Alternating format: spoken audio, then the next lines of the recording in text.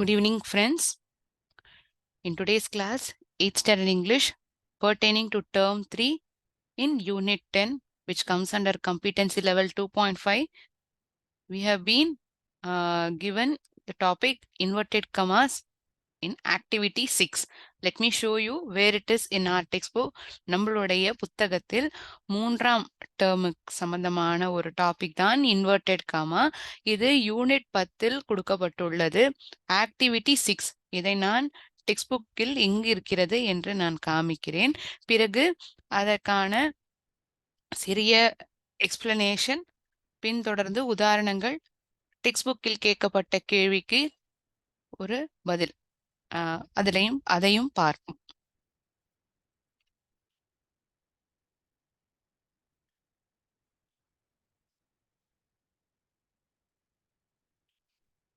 நம்மளுடைய புத்தகத்தில் இந்த கதை ஆன பிறகு, அதாவது 10.5 read the story and answer the following questions given below. பிறகு learning point page number 109 இந்த பக்கத்தில் கொடுக்கப்பட்டுள்ளது. Look at the following sentences taken from the story. இந்த கதையிலிருந்து எடுக்கப்பட்டுள்ள சில வாக்கியங்கள். இந்த வாக்கியத்திலிருந்து நாம் என்ன பார்க்க போகிறோம் என்றால், இன்வெர்டட் கமான பங்க்சுவேஷன் உபயோகிக்கப்பட்டுள்ளது. ஸோ இந்த இன்வெர்டட் கமா அல்லது இதை வேறு ஒரு பெயரில் கூப்பிடப்படுகிறது என்றால் அது கொட்டேஷன் மார்க்ஸ். அப்படி என்றால் என்ன, எங்கெங்கெல்லாம் நாம் உபயோகிக்கின்றோம்? இந்த ஆக்டிவிட்டி 10.6 இந்த 6ல் என்ன கேட்கப்பட்டுள்ளது? நீங்கள் ஒரு ஒரு குரூப் ஆஃப் 5 or 6 உருவாக்கி கதைகள், நீங்க பார்த்த ஒரு அற்புதமான கதைகள், அதை ஒரு இடத்தில் எழுதி அதில் எங்கெங்கெல்லாம் இன்வெர்டட் கமாஸ் உபயோகிக்க முடியும் உங்களுடைய கதையில் என்று நீங்கள் காமிக்கலாம். Get into group of 5 and relate some interesting stories. Now write out one of the stories. Use inverted commas where you write conversations of your story.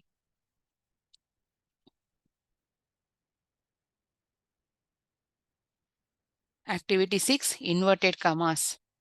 Inverted commas இதற்கான வெவ்வேறு பெயர்கள் உள்ளனர். முதலில் இதை நாம் கொட்டேஷன் மார்க்ஸ் என்று அழைக்கலாம், அல்லது speech marks, inverted commas, QUOTATION speech marks, SPEECHMARKS. பிறகு இதை இன்வெர்டட் கமாஸ் என்றும் நாம் அழைக்கலாம், INVERTEDCOMMAS. இதை நாம் எங்கு உபயோகிப்போம்? இதற்கான அர்த்தம் என்ன? இது எங்கெல்லாம் பயன்படுத்தப்படுகிறது? இதையும் நாம் பார்ப்போம்.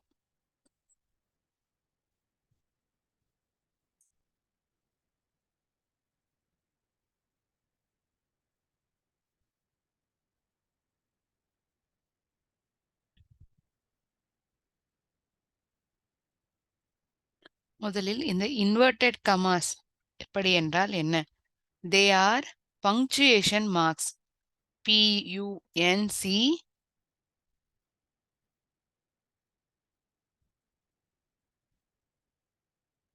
TUATION punctuation marks.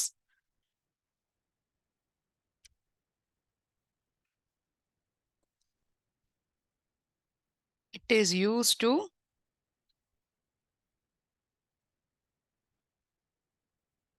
quote exact words.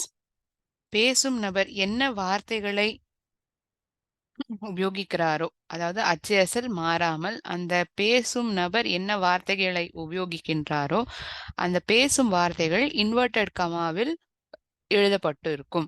Exact words, அதே வார்த்தைகள். ஒருத்தர் சொன்ன வாக்கியத்தை நாம் நம்மளுடைய ஓன் ஃபார்மேட்ல சொல்ல முடியாது. எக்ஸாக்ட் வேர்ட்ஸ் தான் உபயோகிக்கணும். Quote exact words of a speaker in a sentence.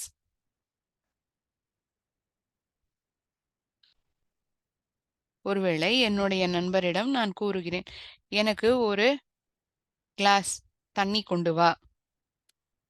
Manasa told her friend, நான் என்ன சொன்னேன், ஒரு கிளாஸ் தண்ணி கொண்டு வான்னு. bring me a cup of water. இந்த bring me a cup of waterங்கிறது இன்வெர்டட் கமாஸ்ல இருக்கும். ஏன் அது இன்வெர்டட் கமால இருக்கு ma'am?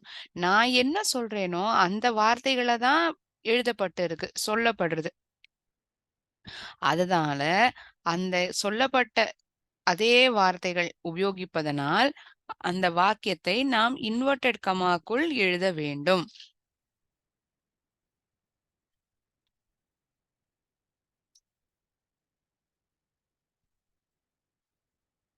It is used to quote exact words of a speaker in a sentence.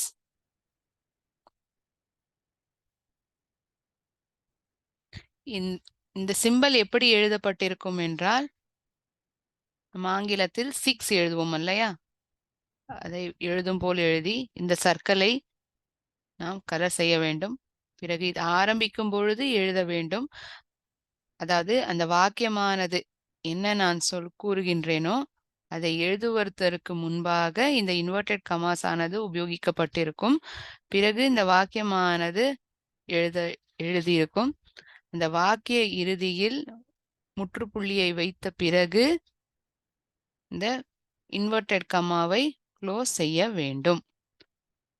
நம்ம ஆரம்பித்தோம் என்றால் அதை நாம் முடித்து வைக்கவும் வேண்டும். இதை மட்டும் நான் எழுதிட்டேன்னா போருமா? கிடையாது. வாக்கியத்தை எழுதி ஃபுல் ஸ்டாப் வச்சுட்டோம்னா ஃபினிஷ் கிடையாது.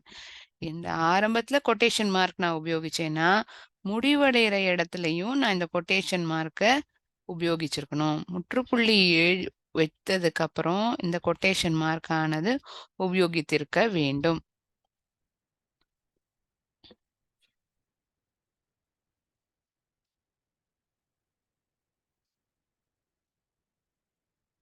So they are nothing but they are punctuation marks used to quote exact words of a speaker in a sentence. 3 பாயிண்ட்கள் நீங்கள் ஞாபகம் வைத்துக் கொள்ளலாம். இன்வெர்டட் கமாஸ் என்றால் ஒரு பங்க்சுவேஷன் மார்க். ஓகே, இது எங்க உபயோகிக்கப்படுகிறது?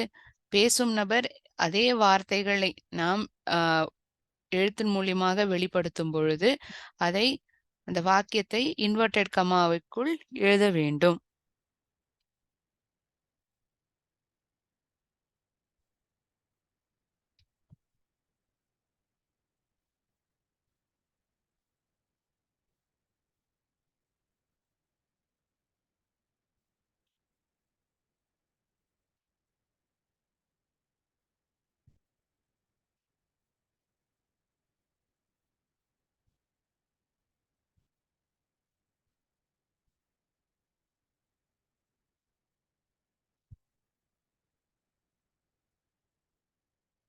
இதை நாம் வெவ்வேறு பேரில் அழைக்கிறோம் என்று சொன்னேன் இல்லையா? அதற்கான வெவ்வேறு பெயர்கள் quotation mark, speech marks, inverted commas. ஒரு உதாரணத்தில் எங்கெல்லாம் எழுதப்பட முடியும் என்று பார்க்கலாமா? எதுவுமே ஒரு அர்த்தத்தை பார்க்கும்போது மூலமாக அல்ல, ஒரு வாக்கியமாக, ஒரு எக்ஸாம்பிள் மூலியமாக நாம் இன்னும் சிறப்பாக ஒரு விஷயத்தை புரிந்து கொள்ள முடியும். மீனிங்கா பார்த்துட்டோம், எக்ஸாம்பிளா பார்த்து இன்னும் புரிஞ்சுப்போம்.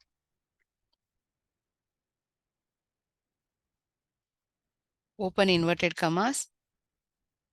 வாக்கியமானது ஆரம்பிக்கப்படுகிறது. I hate a,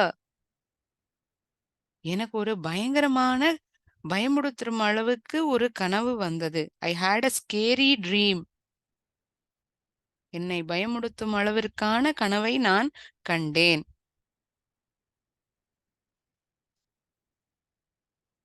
close the inverted comma.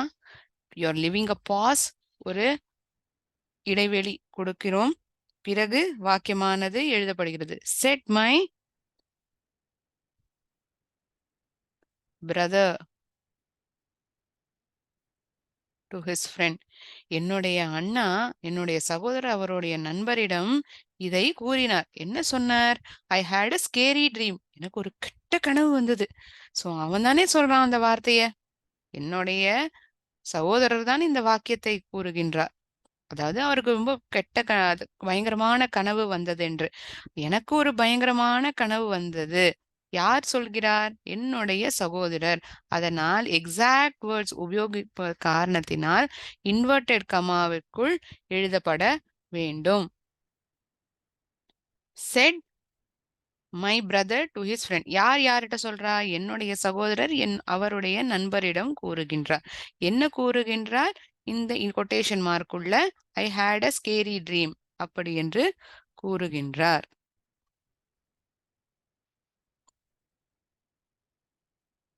இன்னொரு வாக்கியம் பார்க்கலாமா?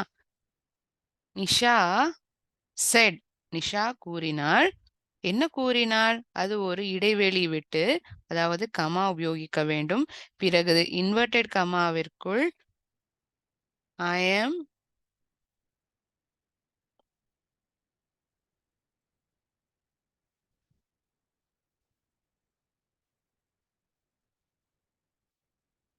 watching an interesting movie.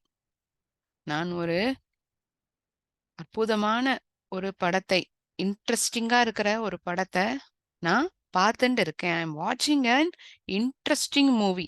Full stop. Enclose the inverted commas. So, if at all we look at these two sentences, we get to know that it is used, that is this inverted commas, it is used in direct speech conversations. எங்க உபயோகிக்கப்படுறது? Direct speech. இன்னார் இன்னாரிடம் கூறிய வார்த்தைகள், அதாவது exact வேர்ட்ஸை உபயோகிக்கும் பொழுது, அல்லது இதை direct speech என்றும் நாம் அழைக்கலாம். இந்த இடங்களிலெல்லாம் நான் இன்வெர்டட் கமாஸை உபயோகிக்கின்றோம்.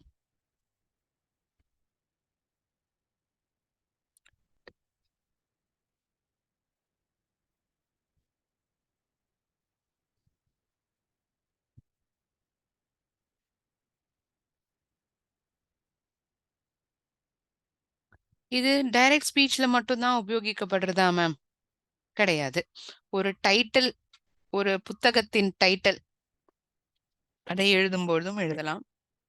அதை யார் எழுதினார், அந்த title, the name of the person, we can use in that point of time. So in direct speech conversation, we are using this inverted commas. Indicate titles.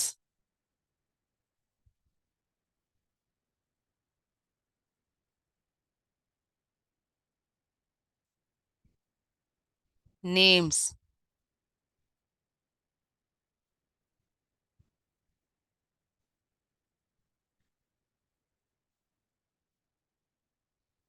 இப்பொழுது நாம் டைரக்ட் ஸ்பீச் கான்வர்சேஷன்கள் தான் 2 உதாரணங்களாக பார்த்தோம்.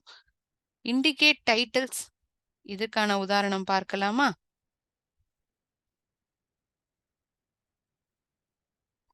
அப்படி என்றால் புரியவில்லை மேம். ஒரு உதாரணத்துடன் பார்த்தால் எங்களுக்கு இன்னும் மிக சிறப்பாக புரியும். My favourite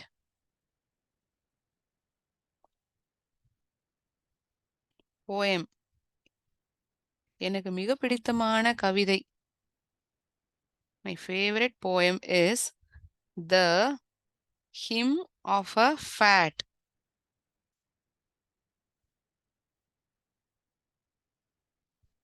The hymn of a fat woman. Close the inverted commas. By யாரால் எழுதப்பட்டுள்ளது? By Joyce Cuff.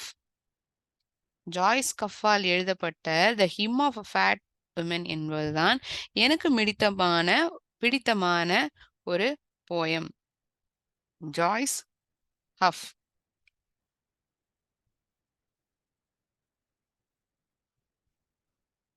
The title, இதுதான் டைட்டில். இந்த போயத்தினுடைய டைட்டில் பேரு the hymn of a fat woman.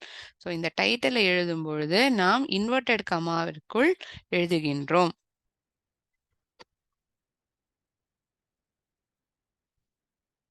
இது இண்டிகேட் டைட்டிலுக்கான உதாரணம் என்று எடுத்துக்கொள்ளலாம்.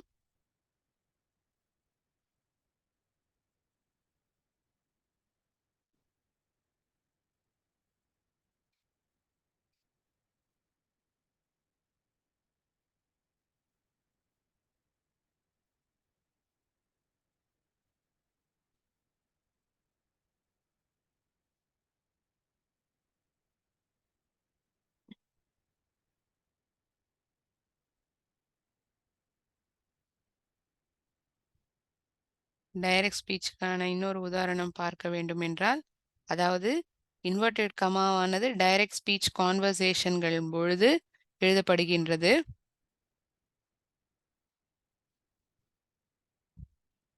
நம்ம கிளாஸ்ல மிஸ் கேட்பா இல்லையா? Who is the class leader? யார் இந்த கிளாஸுக்கு வந்து லீடரா இருக்கீங்க? Who is the class leader? ஏன்னா இது கேள்வியாக கேட்கப்படுகின்ற ஒரு வாக்கியம். கேள்விக்குறி உபயோகிக்கப்பட்டிருக்க வேண்டும். கேள்விக்குறி உபயோகிக்கப்பட்டது பிறகு closing inverted commas, then comma you are giving a pause, asked, கேட்டார். யார் கேட்டா? The class teacher. Ask the class teacher. இந்த கேள்வியை கிளாஸ் டீச்சர் மாணவர்களிடம் பார்த்து கேட்டார். யார் இந்த கிளாஸ்க்கு leader? Who is the class leader? Ask the teacher, class teacher or the principal, whomever you want, you can write.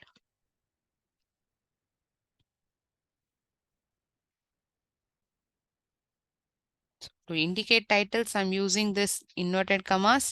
In direct speech conversation, we are using inverted commas, or you can call it by name, quotation marks, or speech marks.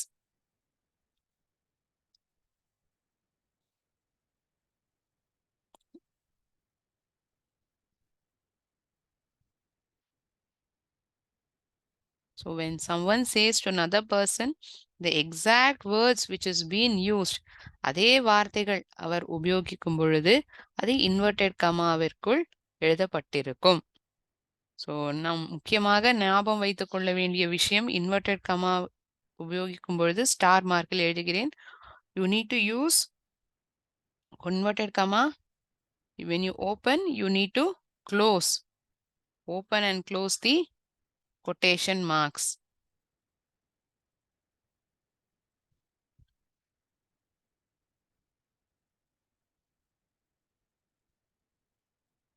கட்டாயமாக open செய்தால் close செய்யாமல் இருக்க முடியாது. Can never leave it open. அது வாக்கியமானது பூரணமடையாது. ஒருவேளை நான் opening inverted கமாவை உபயோகித்தேன், வாக்கியத்தையும் எழுதினேன், பிறகு முற்றுப்புள்ளி வைத்து இந்த வாக்கியமானது நான் முடித்துக் கொண்டேன் என்றால் இது தவறு. ஓப்பனிங் கொட்டேஷன் மார்க் உபயோகித்தோம் என்றால் முற்றுப்புள்ளியோ, கேள்விக்குறி, ஆச்சரியக்குறி இதை வைத்த பிறகு க்ளோசிங் இன்வெர்டட் கமாவையும் நாம் வைக்க வேண்டும். Can never leave it open. It is always in pairs.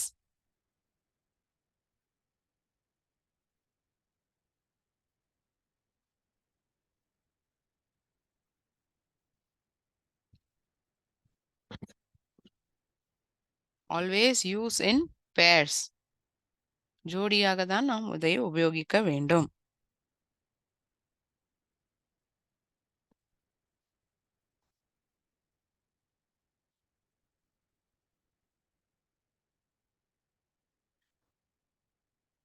இப்பொழுது நான் ஒரே ஒரு கேள்வி உங்களிடம் கேட்கிறேன். அதாவது இந்த வாக்கியமானது சாதாரண வாக்கியமாக எழுதப்பட்டிருக்கும். எந்த ஒரு பங்க்சுவேஷன் மார்க் இல்லாமல். இந்த கொட்டேஷன் மார்க் ஆனது இந்த வாக்கியத்தில் எங்கு செலுத்தப்பட்டிருக்க வேண்டும் என்று உங்களால் கண்டுபிடிக்க முடிகிறதா என்று நான் பார்க்கிறேன். ஸோ டைரக்ட் ஸ்பீச் கான்வர்சேஷன்ல உபயோகிப்போம். Title of a poem or a story, when you're writing it, you will use this quotation mark. Whenever you open the quotation mark, you need to close it as well. You can't leave it alone. It always comes in pairs.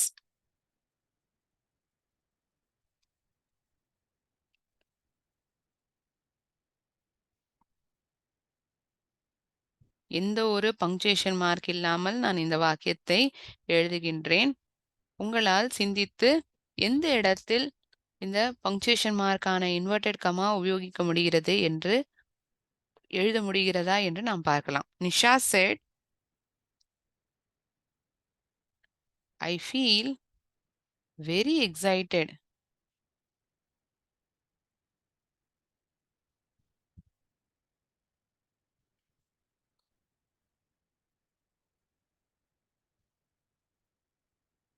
As it is first day of work.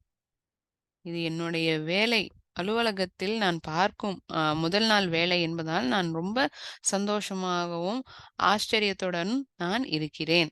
as it is first day of my work.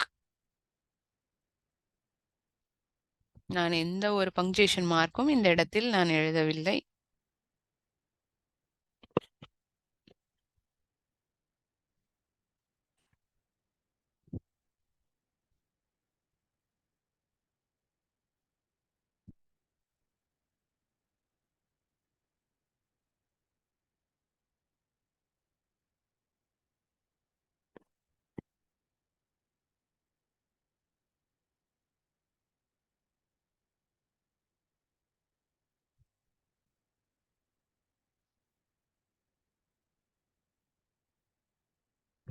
நீங்கள் சிந்தித்து பார்த்திருப்பீர்கள் என்று நான் நம்புகிறேன். ஒருவேளை நீங்களும் நான் எழுதும் போல் எழுதியிருந்தால் சிறப்பு. மிக சரியாக கண்டுபிடித்தீர்கள் என்று நான் சொல்வேன். நிஷா செட். நிஷா சொன்னா. என்ன சொன்னா? நான் ரொம்ப எக்ஸைட்டடா இருக்கேன். இது என்னுடைய முதல் நாள். என்னுடைய அலுவலகத்தில் முதல் நாள் வேலை என்பதனால், நான் ரொம்ப ஆச்சரியத்துடன் சந்தோஷமாக இருக்கிறேன். நிஷா செட். ஒருத்தர் கூறினார் என்று சொன்னால், பிறகு ஒரு இடைவெளி கொடுக்க வேண்டும். இடைவெளி கொடுக்க வேண்டும் என்றால், அந்த இடத்தில் கம்மா என்பதை உபயோகித்திருக்க வேண்டும். பிறகு ஓப்பனிங் இன்வெர்டட் கமாஸ். என்ன சொன்னா? I feel very excited as it is first day of my work. வாக்கியமானது முடிந்துவிட்டது. பிறகு க்ளோசிங் இன்வெர்டட் கமாவை உபயோகித்திருக்க வேண்டும்.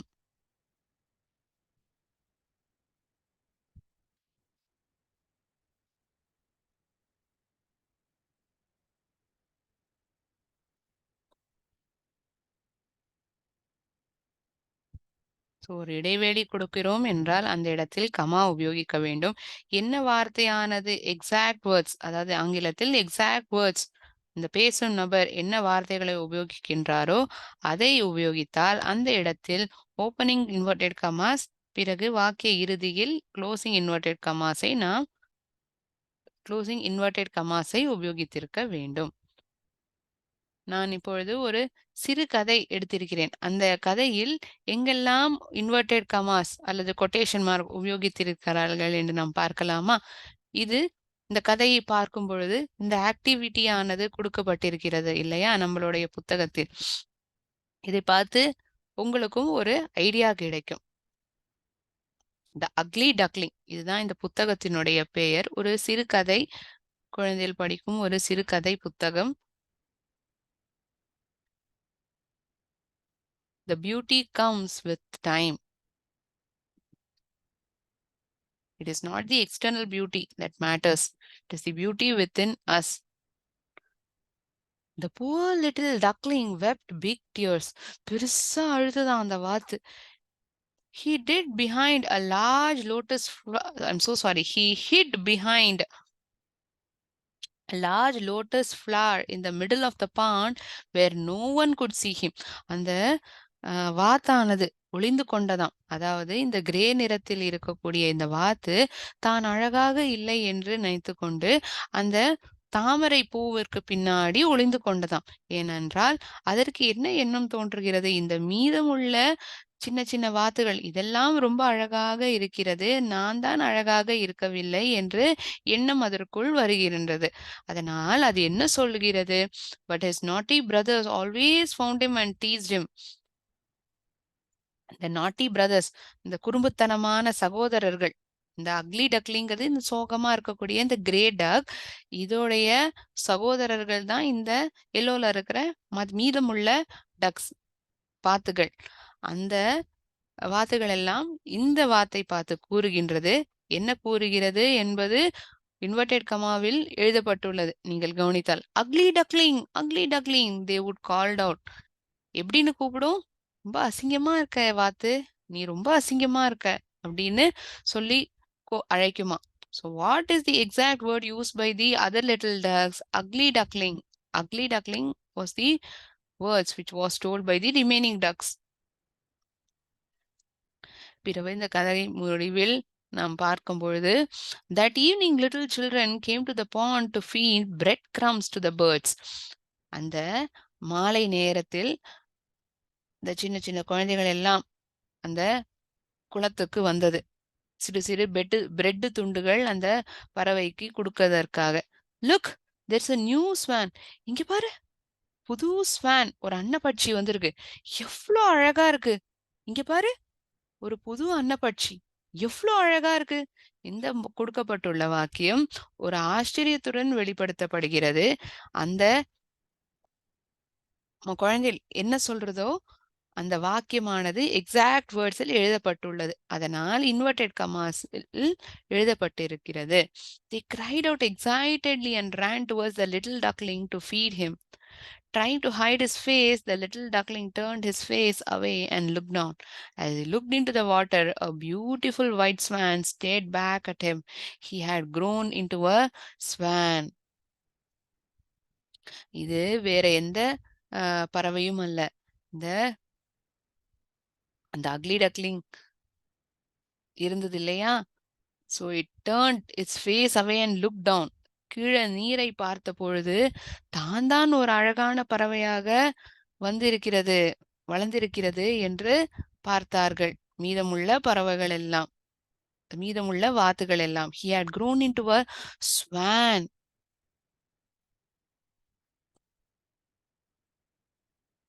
So here the story isn't important, but what the little children came and looked and told is important. Whatever was told is written within inverted commas. Exact words has been used, right? That is why it is written within inverted commas. If you want, I'll underline and show. Here it is. Look, there's a new swan. How beautiful he is. இதுபோல சிறு கதைகள் உங்களிடமும் இருந்தால் அல்லது உங்கள் நண்பருக்குள் நீங்கள் பேசும் உரையாடலை நீங்கள் ஒரு சிறு கதையாக எழுதி எந்தெந்த இடத்தில் இது உபயோகிக்க வேண்டும், அதாவது இன்வெர்டட் கமா உபயோகிக்கப்பட்டிருக்க வேண்டும் என்பதை நீங்கள் பார்க்கலாம்.